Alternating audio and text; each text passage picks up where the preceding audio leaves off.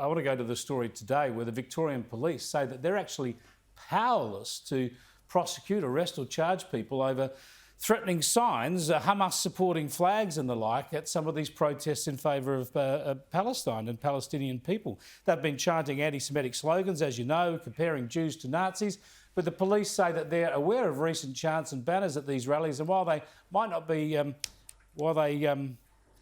might be offensive to some, unfortunately they do not always constitute a criminal offence. They might be offensive to some, chanting "gas the Jews" or "push them into the sea." This is exactly the point I'm trying to get to here, Justin. This is an intolerable situation when we can have this happening on our streets, the police standing by, and the only arrests they make are if someone wants to pull out an Israeli flag. I think we've got ourselves in a shocking situation, because if that's what the police really believe in Victoria, then the laws need to change. The laws need to be strengthened so that you can't shout those things. And look, we have just banned the Nazi salute.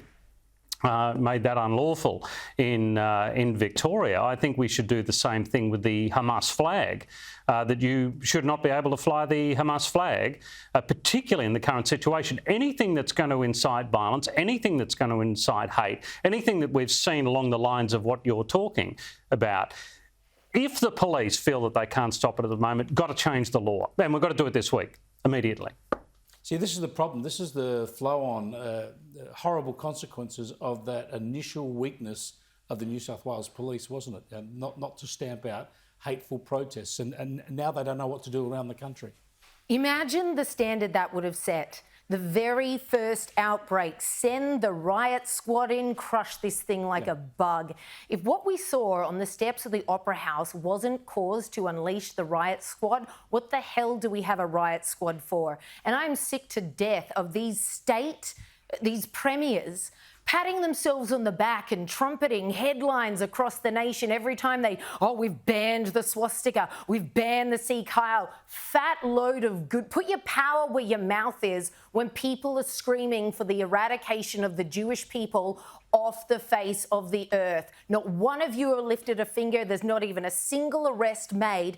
Absolutely nothing has been done to prove that they mean a thing. Turns out it was all virtue signalling. We'll just ban a few symbols. That makes us look good. But when it counts, where the hell were ya? They continue to be nowhere. Every weekend there's these rallies reoccurring, and every weekend absolutely no show of force from the government to indicate this is not okay. You're in Australia. You don't throw your weight around here screaming for the death of a very large community. Can't be tolerated, cannot be tolerated. We need stronger leadership from our political leaders. Chris Minns, the New South Wales Labor Premier, has been very forthright. Those former Prime Ministers, including Kevin Rudd and Julia Gillard, were very forthright. But listen to Albanese today. He's really weak.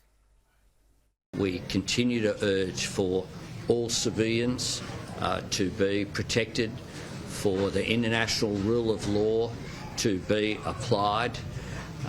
We say that Israel has a right to defend itself, but how it defends itself matters. And we want to see all innocent lives protected. Every life matters. Every Israeli, every Palestinian. Innocent people have been impacted by this in Israel and in Palestine. Just platitudes scripted by DFAT there, Justin. He's got to be clear about where the morality is on this issue. I don't think that was particularly weak. I really don't. I mean, and I find Anthony Albanese, unfortunately, weak on most things, but I disagree with you. I don't think... It was a word salad, in the current climate that we're in. Look, but he's a politician, but I don't find it particularly weaker than other things that he has said. We are out of time. It is a time issue. We'll continue the wrangling again next week, but it ain't easy. You just say Hamas are evil and must be eliminated. It's as simple as that. There's no a little bit of this, a little bit of that. Hamas It's not as simple as evil. that. It is that simple. And civilians die in wars. Thanks every very single much war. for joining it's us. Justin Smith and Liz Storer will be wrangling again here next Wednesday.